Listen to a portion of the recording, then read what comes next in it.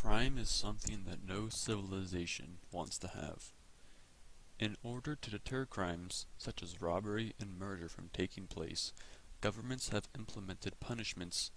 In this video, we are going to explore what punishments were handed out for crimes in the mythological world, in the ancient world, and in modern America. This will help develop an idea of how punishments have changed throughout time. The first type of crime we are going to explore is murder in cold blood. In the mythological sense, murder is okay, as long as you have a valid reason. Proof of this comes from the story of Orestes. Orestes killed his mother Clytemnestra in order to avenge his father Agamemnon, because Clytemnestra got mad at Agamemnon for killing their daughter in order to fight the Trojans. Sounds like a pretty messed up family if you ask me, but Orestes was put to trial for killing his mother, and the jury was split evenly in whether he was innocent or guilty. But then Athena, the goddess of wisdom, came down and broke the tie by saying his murder was just, and therefore he was innocent. Now, in the real ancient Greek world, this would have never have happened. Murder in the cold blood would probably have led to either banishment from the city, or could have led to punishment by being sentenced to death. And finally, in the modern world of America, the punishment for murder varies. The most common punishment is being put in jail for the rest of your life.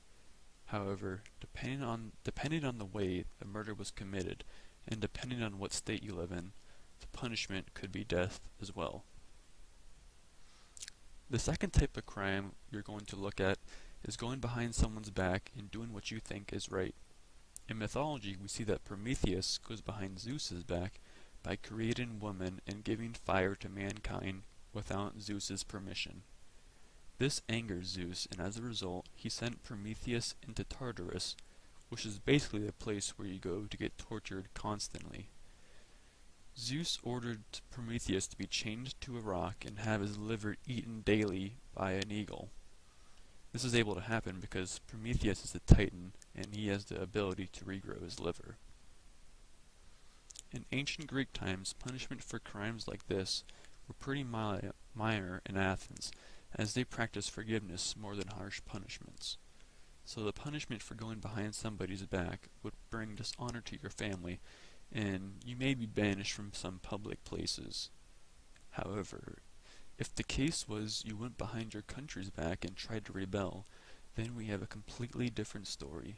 The people of Mytilene tried to unite and rebel against the Athenians, and when the revolt was finally stopped by the Athenians, the people had very dire consequences for their actions. The Athenians decided they would execute all of the men in the town and enslave all of the women and children, which seems a little unfair because I'm sure not everyone in the city was in favor of the revolt. Now, in the United States, going behind somebody's back could have a variety of consequences, depending on the context. If there was an agreement, like a contract, that was signed between two people and you violated that contract, you could be sued for compensation. However, if there was no contract and you just went behind somebody's back and did what you wanted, you would most likely have one less friend. But if we go back to revolting against your country, we can again see that there are very harsh punishments for the person or people committing the crime. If you are convicted of treason in the United States, you can be put to death or imprisoned and pay heavy fines.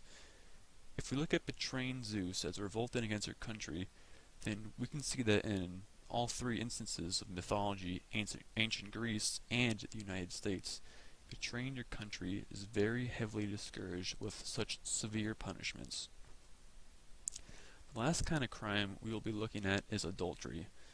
In mythology, we see that Jason is unfaithful to his wife Medea when he plans to marry another woman named Glauce.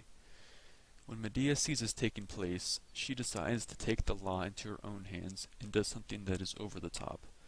Medea gets back at Jason for his betrayal of her by killing Glauce and her father with a poisoned coronet and dress. And then she decides she's completely done with Jason, so she kills the two children they had together.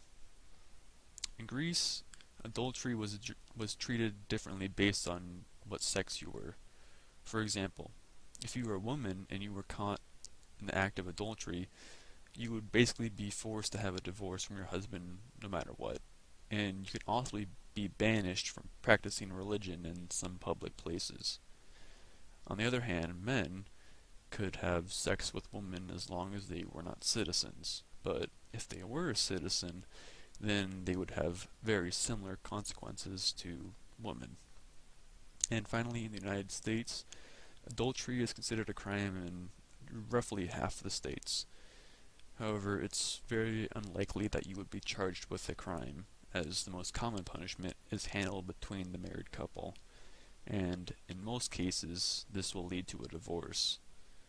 So again, we can see similarities between mythology, ancient Greece, and the United States, because in all three, adultery generally leads to a separation of marriage.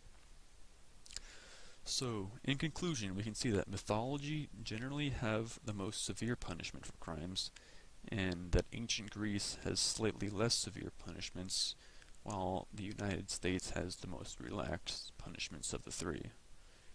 We can also see that there are instances where the United States has very similar punishments to ancient Greece and mythology.